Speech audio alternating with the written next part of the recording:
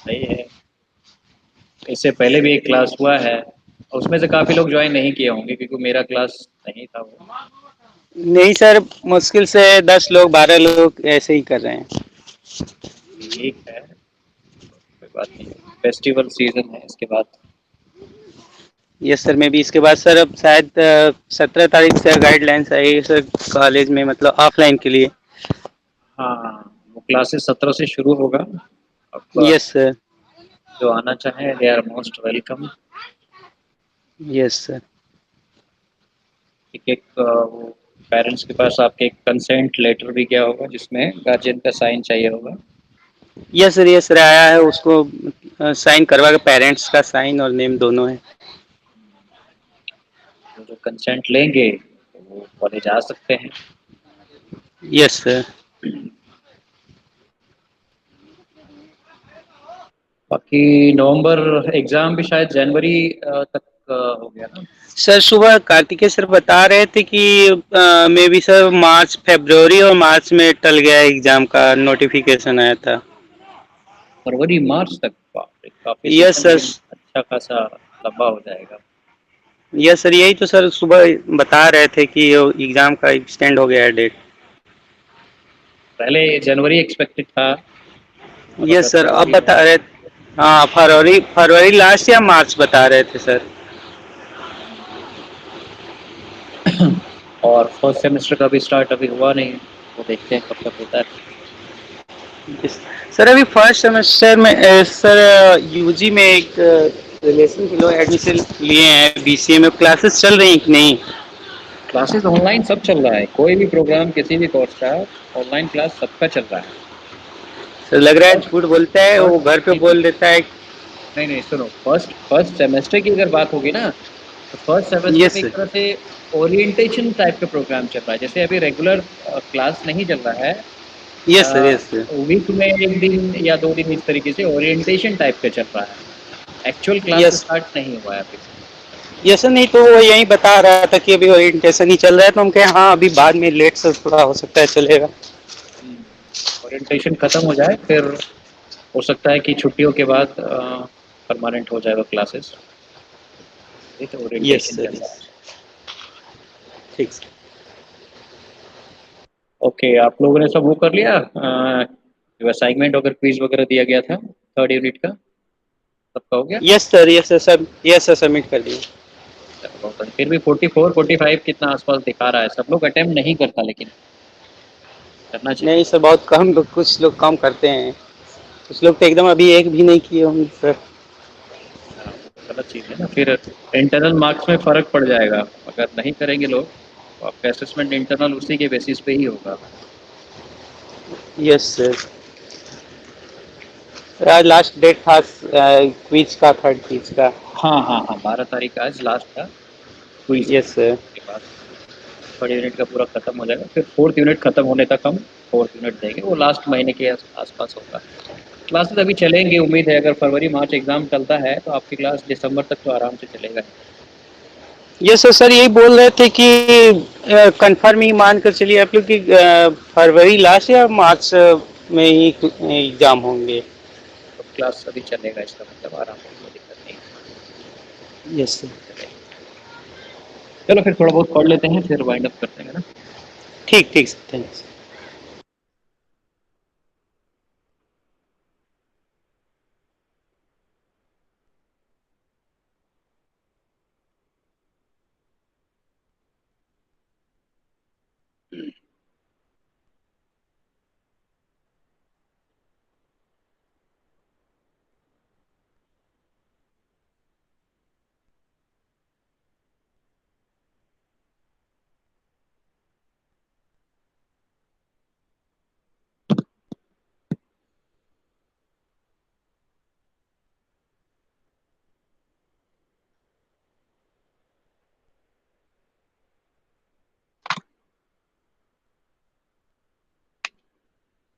Okay, so the next topic is the legal and ethical concept and issues in advertising.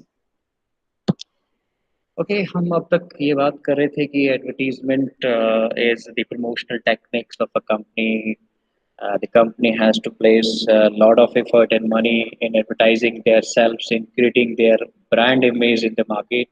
But कुछ इसके अलावा भी चीज़ें हैं जो कि कंपनी को फॉलो करना पड़ता है। कुछ लीगल कंसिडरेशंस होते हैं, लीगल नॉर्म्स होते हैं, कुछ एथिकल गाइडलाइंस होते हैं that must be avoided by the company before initiating and launching there advertisement content, the communication content to the viewers, to the target audience. ASCII एक organisation है government की, that is advertising standard A ASCI, advertising standard council of India. तो ये एक agency है ASCII जो कि advertisement content से रिलेटेड गाइडलाइन बनाते हैं।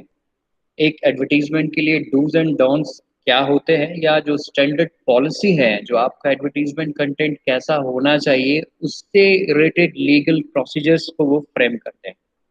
और वो गाइडलाइंस इम्पोज किया जाता है कंपनीज के ऊपर कि हर कंपनी को अपने एड कम्युनिकेशन से पहले इन सारी चीज़ों का ध्यान रखने की ज़रूरत है। और उसको फॉलो करते हुए एड कंपनीज अपने कम्युनिकेशन कंटेंट तैयार करते हैं, जो रिस्ट्रिक्टेड हैं उसको अवॉइड करते हैं, जो एक्सेप्टेबल है सिर्फ उसी कंटेंट को ब्रॉडकास्ट करते हैं। जो डूज एंड डोंट्स तैयार किए हैं, ethical guideline is what that tells about that what is true, what is false, what is right, what is wrong, एक कोड ऑफ कंडक्ट।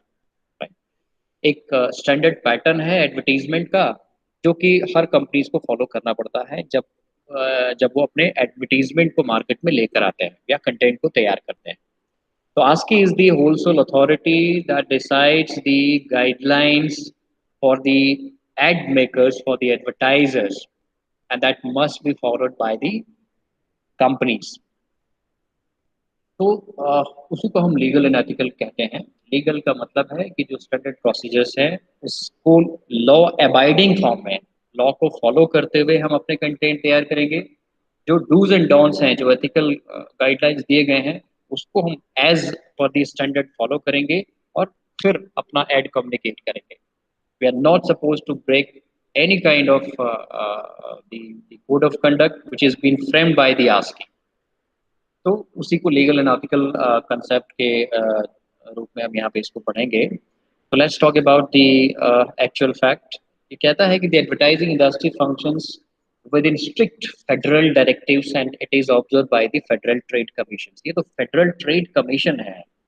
ये जो फेडरल ट्रेड कमीशन है उसको हम आस्की कहते हैं, जो स्टैंडर्ड ऑर्गेनाइजेशन है, जो किसी भी एड के जो ओरिजिनलिटी को डिसाइड करता है या एड से रिलेटेड जो गाइडलाइन को डिसाइड करता है, वो फेडरल एजेंसी या फेडरल ट्रेड कमीशन जो है वो हमारे इंडिया में आस्की कहलाती है। तो आस्की एक अथॉरिटी है गवर्नमेंट की जो कि एड से रिलेटेड कंटेंट को रिफाइन करती है और उसको डिसाइड करती है कि which kind of ad should be broadcasted and which kind of ad should be restricted for communication. Even with truth in advertising norms in place, advertisers have significant freedom to violate the ethical laws of a wide range of consumers। ये हमें पता है कि ASCII तो add से related जो है एक गाइडलाइन तैयार करती है, बट इवन दो हम अपने एग्जिस्टेंस में देखते हैं कि एड मेकर फिर भी इस रूल्स को वायलेट करते हैं। ऐसे मार्केट में इनफैक्ट कहूँ कि मोस्ट ऑफ द 90% जो ऐड आते हैं कहीं ना कहीं मिसलीडिंग है या एक्चुअल फैक्ट उसके अंदर नहीं दिखाए जाते हैं। तो ये अनफॉर्चुनेट है हमारे कंट्री के लिए कि even the guideline is been framed by the trade federal the ASCII, but it is not being abided by the companies or advertiser itself. Somehow it is uh, manipulated, it is changed। तो ये unfortunate है, but yes this is the truth of the country that most of the advertisers do not present the actual fact and figures as committed to the ASCI. तो violence है यहाँ पर। और अगर हम जैसे लोग अगर ऐसे एड का अगर विरोध करते हैं, we have the right, see how to tackle all these problems if a company is giving the fake commitment in their advertisement or it is a misleading, it is bulgaring। so we are the audience who decides the originality of the ad। और the accuracy level of the ad. हम being a customers हम उसको complain कर सकते हैं, और complain के बाद फिर कंपनी जो आस्क की है उसके ऊपर कोई एक्शन लेगी। लेकिन हमारे पास, हम कस्टमर्स के पास इतना ज़्यादा टाइम नहीं होता है, या जब तक हम कोई भुक्तभोगी नहीं होते, हम किसी कंपनी के खिलाफ का तभी हम अपनी कंप्लेंट लॉन्च करते हैं जब खुद हमारा एक कोई बुरा अनुभव एक्सपीरियंस नहीं रहा। इससे पहले हमें we have nothing to do with what kind of advertisement is going on. ठीक है, हमें पता है कि फेयरनेस क्रीम से कोई गोरा नहीं बनता है, जो मार्केट में मेडिसिन अवेलेबल है उससे कोई लॉन्ग हाइट का नहीं हो जाता है या पतला नहीं हो जाता है, देयर कई चीज़ें हैं। लेकिन even though the companies are advertising their self in the market, because no one is there to make their oppose. So that is why it's true that even the availability of the standard guideline, the guidelines are being instructed by the company. Advertiser have to be especially vigilant to act ethically at all times, taking extra precautions when advertising to children, advertising potentially nasty products, and using psychological method to stimulate demand. यहाँ पे तीन चीजें कह रहा है। आज की कहती है कि जब आप स्पेसिफिकली कोई ऐड बच्चों के लिए बनाने जा रहे हैं, तो उसमें बहुत ध्यान रखने की ज़रूरत है, क्योंकि बच्चे एक लर्निंग फेज में होते हैं और वो जल्दी चीज़ों को सीख कर अडॉप्ट करना चाहते हैं। उनको पता नहीं ऐड के अंदर क्या ओरिजिनलिटी है, या जो भी चीज़ें वो दिखा रहे हैं उसके अंदर कितनी सच्चाई है, but the children start following that. बहुत सारे आपने ऐड देखा होगा कि ऐड च्युइंगम खाकर हम उड़ने लग जाते हैं, या फिर एक कोई अगर हेलीकॉप्टर वाला अगर दिखाया जा रहा है कि कुछ चीज़ खाकर या वो हम उड़ने लग जाएंगे, तो बच्चे को वाकई में लगता है कि इस तरीके से हम उड़ सकते हैं, और कहीं गलती से वो किसी छत पे या ऊंची जगह से कूद जाते हैं। तो ये कहीं ना कहीं मिसलीडिंग होता है। तो खासकर जब हम बच्चों के लिए एडवर्टीजमेंट करते हैं तो वो मिसलीडिंग ना हो किसी भी तरीके से। एडवर्टाइजिंग पोटेंशियली नेस्टी, जो हार्मफुल प्रोडक्ट्स हैं उसको हमें प्रमोट नहीं करना चाहिए। लेकिन यस, इंडिया में और कई कंट्रीज में हमारे टोबैको प्रोडक्ट आज भी बिक रहे हैं। बस उसके साथ प्रोवाइडेड दैट कि वो एक वार्निंग, पिक्चोरियल वार्निंग देते हैं या टेक्स्ट वार्निंग देते हैं कि भाई अगर आप इस तरीके के प्रोडक्ट को यूज़ करोगे तो it is injurious to health, but restrictions नहीं है। लेकिन आस्की के अनुसार अगर कोई कंपनी बिना कोई वार्निंग दिए हुए अगर टोबैको प्रोडक्ट या अल्कोहलिक प्रोडक्ट मार्केट में बेचता है तो उसको बैन कर दिया जाता है। तो कहीं ना कहीं एक जो गाइडलाइन है, it is being followed by the tobacco company before circulating their product in the market.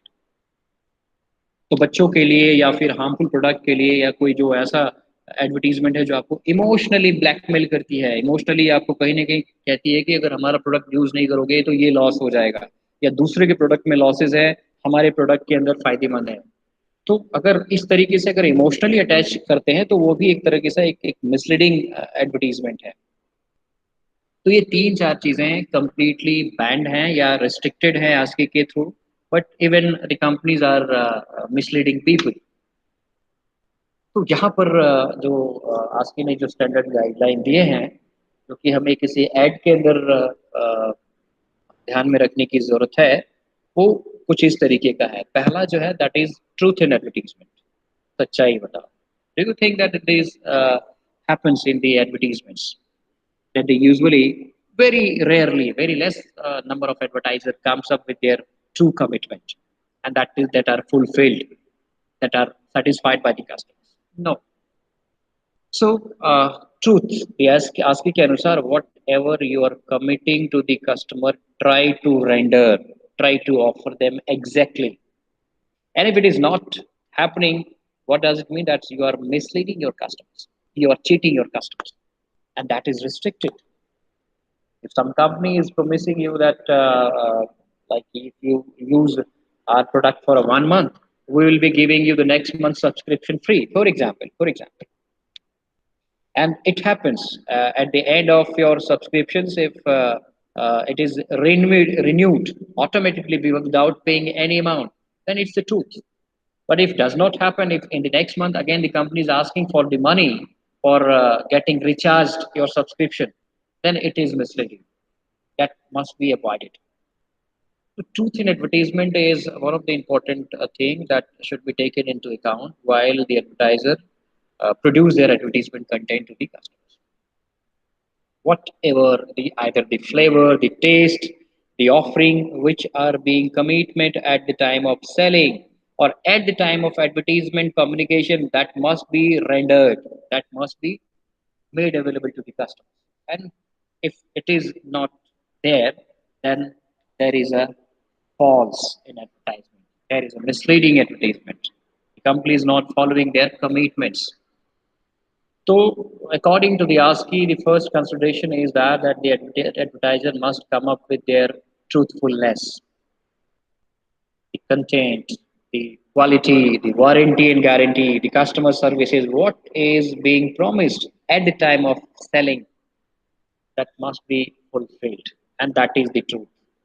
Yes, I'm not saying that all the companies deals in uh, the misleading content, but yes, the companies, the standard high top level companies, usually come up with their fulfillness.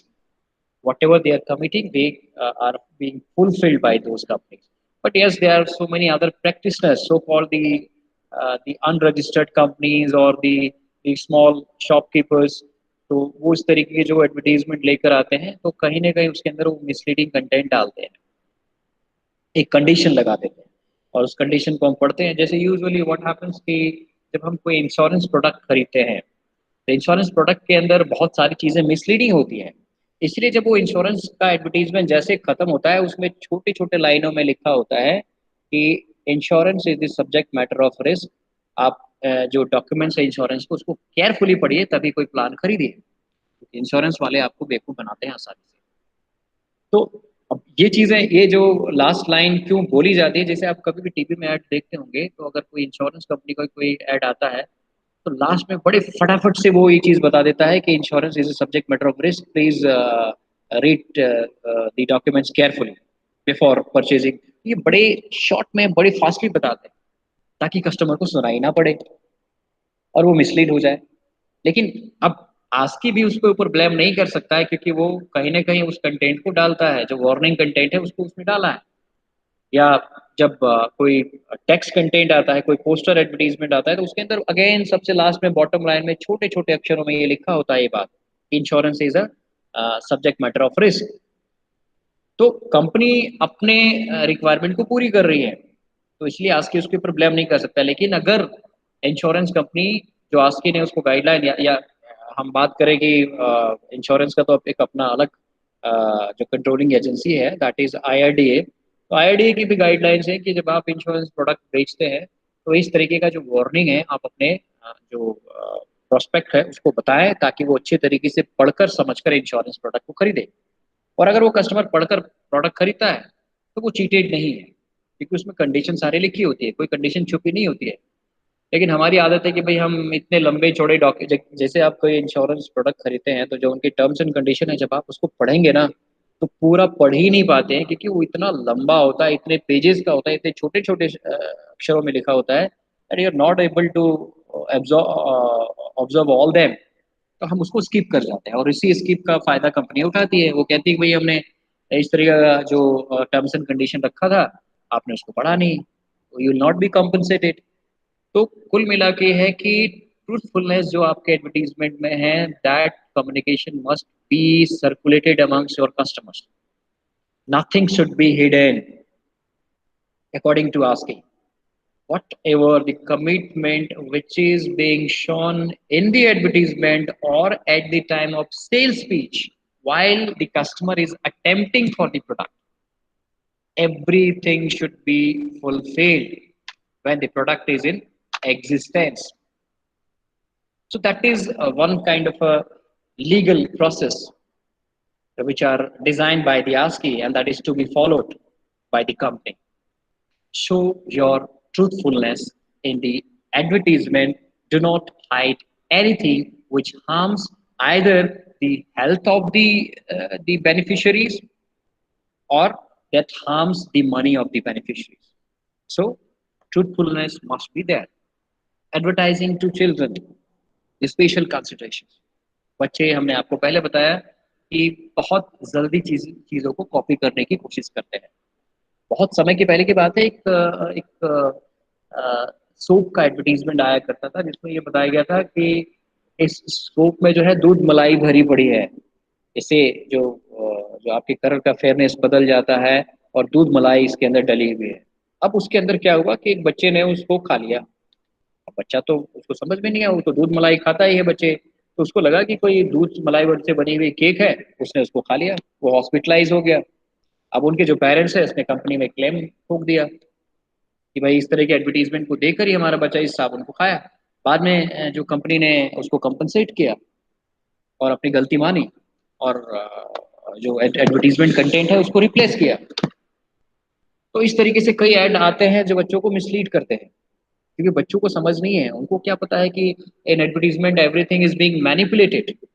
Content जो what is being shown, उसके अंदर सच्चाई क्या है या नहीं है, बच्चों को उससे मतलब नहीं होता है। उनको लगता है कि अगर हम ये चॉकलेट या ये बिस्कुट खाकर हवा में उड़ने लगते हैं, तो वो उसका प्रैक्टिस करेगा, बिस्कुट खाकर कहीं छत से कूदना पड़े। तो खासकर जब बच्चों के लिए आप एडवर्टीजमेंट तैयार करें, तो उसको इस तरीके से ना बताएं कि वो मिसलीडिंग हो, क्योंकि बच्चे आसानी से उसको इमिटेट करते हैं, कॉपी करते हैं।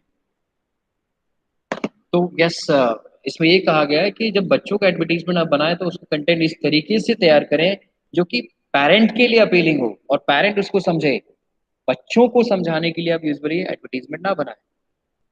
आप एडवर्टीजमेंट कंटेंट, जैसे आप देखते होंगे कई बार जब आपके Johnson and Johnson baby products के जब एडवर्टीजमेंट आते हैं, तो usually they target the mothers of the child.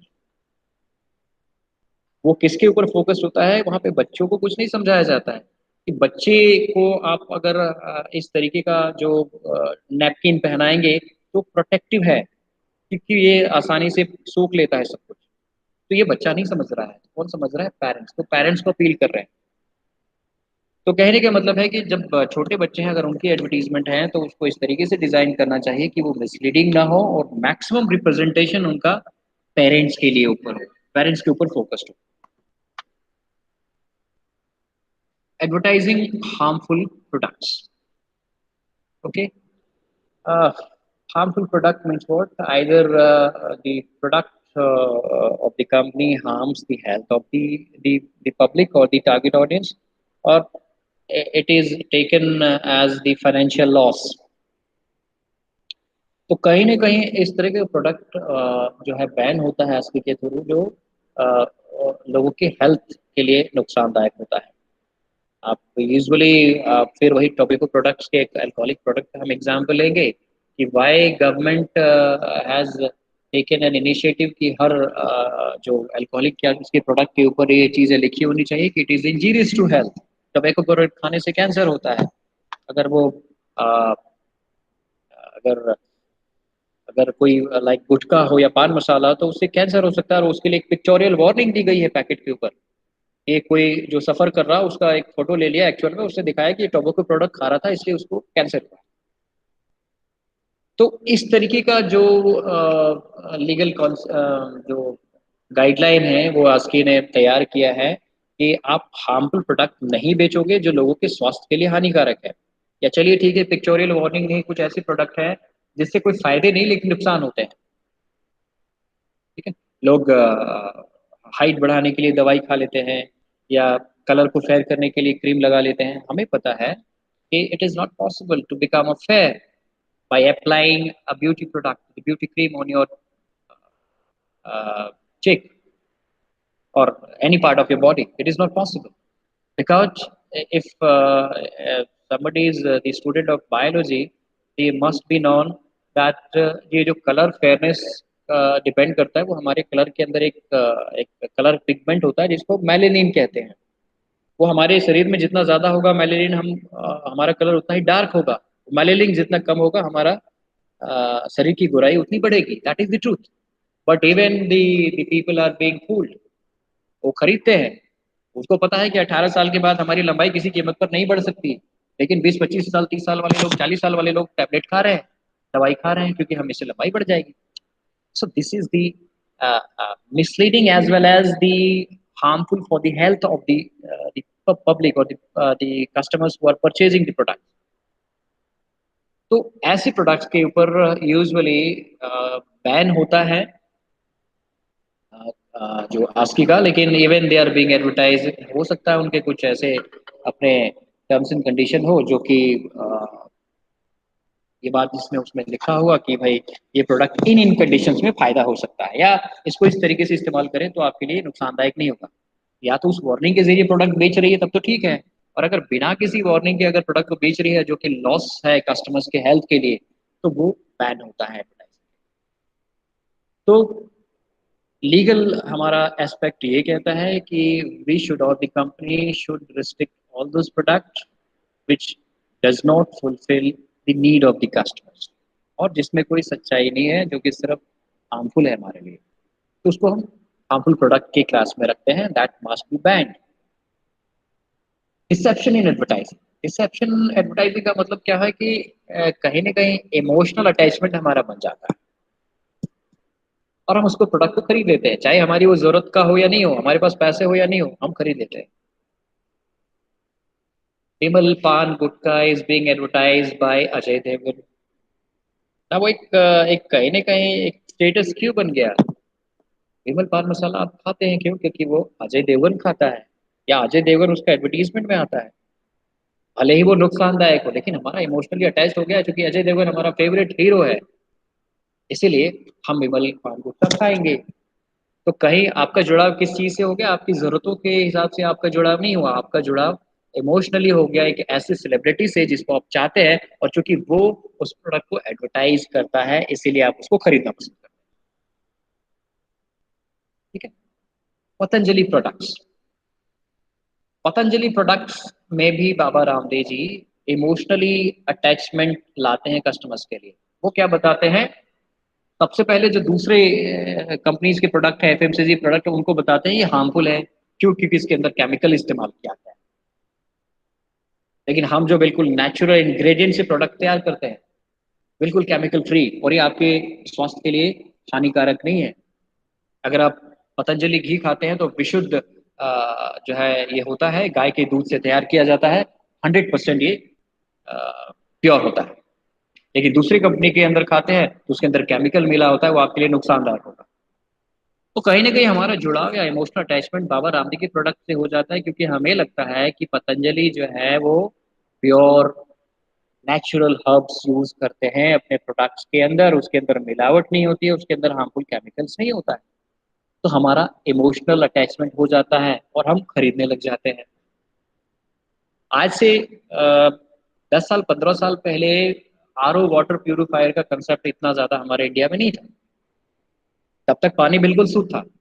अब जैसे जैसे ये कंपनीज आती गई मार्केट में, और एक अनप्यूरिफाइड वाटर को पीने के जो नुकसान उन्होंने बताना शुरू कर दिया, कि किस तरीके से आप जो डायरेक्ट पानी पीते हैं उसके अंदर ये केमिकल्स होते हैं, उसके अंदर टीडीएस लेवल बहुत हाई होता है, तो आपके लिए वो नुकसानदायक है। लेकिन आप हमारे आरओ का प्यूरिफाइड वाटर का पानी पियेंगे तो बिल्कुल शुद्ध होता है, हार्मफुल केमिकल्स हटा देते हैं उसके अंदर, और आपको वो पानी आपकी सेहत के लिए अच्छा होता है। लेकिन वो लोगों को पता नहीं है कि वो जो हम जिस आरओ का पानी पीते हैं, वो हमारे पानी के जो इंपॉर्टेंट इंग्रेडिएंट्स है उसको रिफाइन कर देता है, हटा देता है। हमें पता है हमारे शरीर को एक एक सीमित मात्रा में जो नेचुरल इंग्रेडिएंट्स चाहिए होते हैं, जो पानी में होता है, उसके अंदर आपके आयरन्स हो गए हैं और कई चीज़ें और इंपॉर्टेंट इंग्रेडिएंट्स होते हैं, वो हमें चाहिए होता है मिनिमम लेवल पे, और वो हमें डायरेक्ट पानी से मिलता है। लेकिन आरओ क्या करता है, उस पानी को पूरी रो तरीके से निचोड़ के एक तरह से डिस्टिल टाइप का बना देता है। टीडीएस लेवल यूजुअली एक आदमी के लिए 300 से 400 तक का टीडीएस जो है वो नुकसानदायक नहीं होता है, और जो हम पानी पीते हैं 300 400 वाला, उसमें उतना ही टीडीएस होता है, वो हमारे लिए सूटेबल है। लेकिन हमने आरओ का एडवर्टीजमेंट देख लिया, क्यों, क्योंकि उसमें ये बताया गया है कि अगर आप डायरेक्ट पानी पीते हैं तो आपको बहुत नुकसान होगा, लेकिन आरओ प्योरीफाइड पानी पीते हैं तो आपका स्वास्थ्य अच्छा होगा। इमोशनली अटैचमेंट, हमारी जरूरत नहीं है, हमने 12 15 हज़ार जाके लगाकर आरओ वाटर प्योरीफायर खरीद लिया। तो डिसेप्शन का मतलब होता है इमोशनल अपील। एक ऐड के अंदर इस तरीके से इमोशनल कंटेंट डाले हैं आपने, आपको, कि वो आप समझने लगते हैं कि कंपनी बिल्कुल सही कह रही है, या हमारी जरूरत का ये प्रोडक्ट है, आप उसको खरीद लेते हैं। तो that is called deception in advertising, and that is banned by the ASCI. हमारी जो जरूरत है, जो कस्टमर या मार्केट की जरूरत है, आप उसी को दिखाइए, उसी को बेचिए। जिसकी जरूरत नहीं है आप उसमें झूठ मूठ का कमिटमेंट दिखाकर या इमोशनली ब्लैकमेल करके, या जो बड़े बड़े सेलिब्रिटीज को, फिल्म इंडस्ट्रीज के स्पोर्ट पर्सन को उस एडवर्टीजमेंट में लाकर उसको एंडोर्स करके कस्टमर्स को बेवकूफ मत बनाइए, ये आस्की का कहना है। But it is being practiced by the company. The customers are emotionally attached with all those celebrities, all the contents which are being by the company, and that is associated with our moral values, our traditions, our cultures. तो हम उसको खरीद लेते हैं, चाहे हमारी जरूरत हो या नहीं हो, बट हम उसको खरीद लेते हैं, and that is called the deception. Multiplication of needs है, हमें नहीं चाहिए लेकिन हम खरीद रहे हैं, क्योंकि एडवर्टीजमेंट में इमोशनली हमें इन्फ्लुएंस करने की का काम जो है कंपनी ने किया है, और हम कहीं ना कहीं उसके मुरीद हो जाते हैं, कंपनी को प्रोडक्ट को खरीद लेते हैं। तो that must be restricted, that must be banned by the ASCI. Next है दी सब liminal liminal advertising.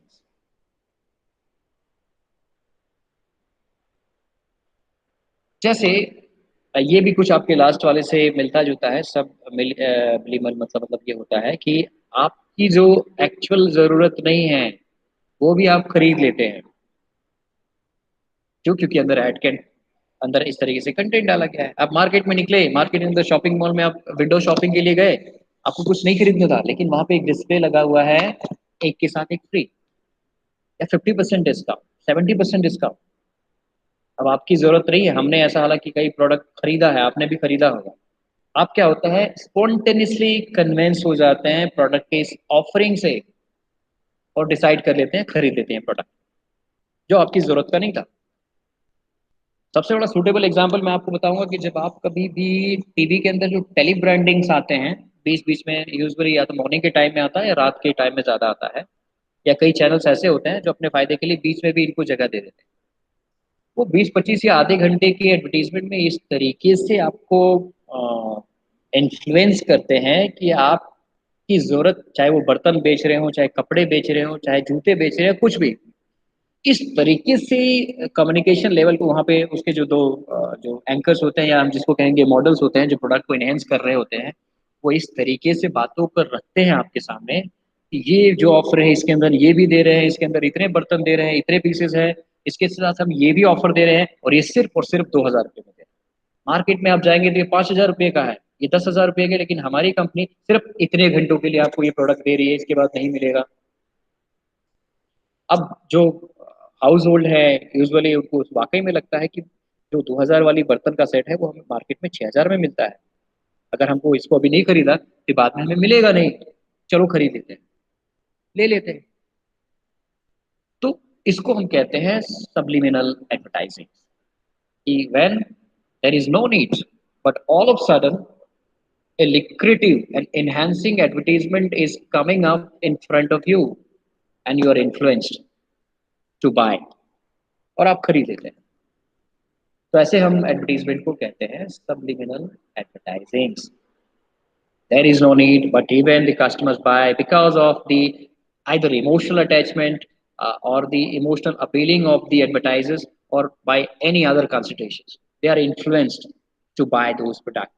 So that is called subliminal advertising. That must be restricted. Effect of our value system. The advertisers using puffing strategies, endorsement from celebrities, and act emotionally, which makes ads so powerful and impressive that the consumers like uh, helpless prey buy those products. Somehow it is also related. I don't know why these points are similar. चीज़ें वही चीज़ें हैं कि कहीं ना कहीं जो आपके वैल्यू सिस्टम को इन्हांस करती है, आपकी ज़रूरत नहीं है लेकिन आप इमोशनली कहीं ना कहीं अपील्ड हो जाते हैं, इमोशनली आप इन्फ्लुएंस हो जाते हैं ऐसे प्रोडक्ट को खरीदने के लिए, ऐसे कंपनीज के का जो है प्रोडक्ट अवेल करने के लिए, जो आपको एक इन्फ्लुएंसिंग वे में समझाया जाता है। आपको पहले बताया था कि एक कोई सेलिब्रिटी अगर किसी ऐड का को मार्केट में एनहांस कर रही है, तो हम उस सेलिब्रिटी को पसंद कर रहे हैं, प्रोडक्ट को करें ना करें, क्योंकि हम सेलिब्रिटी को पसंद कर रहे हैं इसलिए उस प्रोडक्ट को खरीदना शुरू कर देते हैं, और वो कि हमारा एक वैल्यू सिस्टम बन जाता है। तो वो भी एक अनएथिकल है। अनएथिकल कंपनी के थ्रू हम नहीं मान सकते हैं, लेकिन हमारे लिए इसलिए अनएथिकल है क्योंकि ऐसे एडवर्टीजमेंट को वो बड़े बड़े सेलिब्रिटीज या ऐसे पावरफुल लोगों के साथ जोड़ देते हैं, और जिसकी वजह से हम प्रोडक्ट खरीदने पे मजबूर हो जाते हैं। तो that's called effect of our value system. Offensiveness. Offensiveness का मतलब होता है कि बल्गरिंग एड्स, राइट, जो कि किसी कपड़े से रिलेटेड हो या किसी और दूसरे चीज़ से रिलेटेड हो, उसमें वल्गरिज्म इतना ज़्यादा होता है जो कि सोसाइटी इसको एक्सेप्ट, इंडिया में तो स्पेशली नहीं करते। ऐसे कई एड्स हैं, I am not going to take all those names, but specially कपड़ों की जो सेल्स में या फिर और दूसरे ऐसे प्रोडक्ट हैं जो आपके हेल्थ से रिलेटेड हो, तो उसके अंदर वल्गरिज्म बहुत ज़्यादा लेकर आते हैं, जो जिसके वजह से हमारी सोसाइटी पे एक बुरा प्रभाव पड़ता है, एक रॉन्ग लर्निंग जाती है,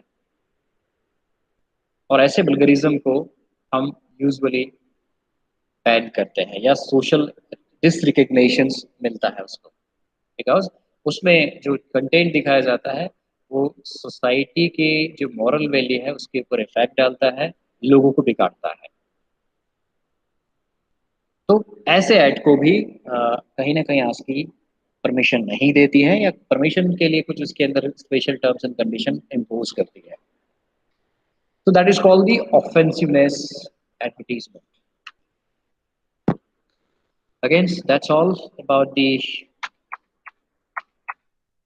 legal and ethical concept of advertising. कोई क्वेश्चन हो इसके अंदर तो आप पूछ सकते हैं। You all are invited to ask your questions related with the legal and ethical concept. Sir एक क्वेश्चन था क्विज में कि ये एडवर्टाइजिंग जो है डायरेक्ट मार्केटिंग है या indirect?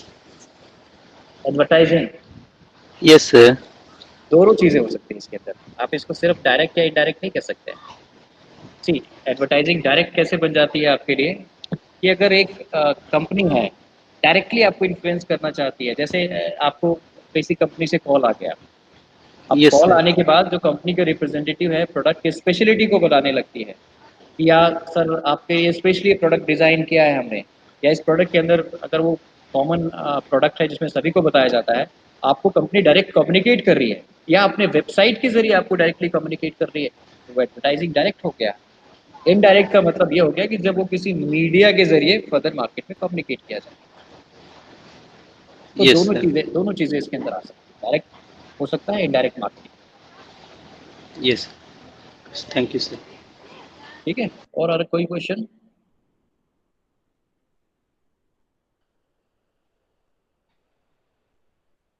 Okay, then thank you very much for attending the session. Thank you sir.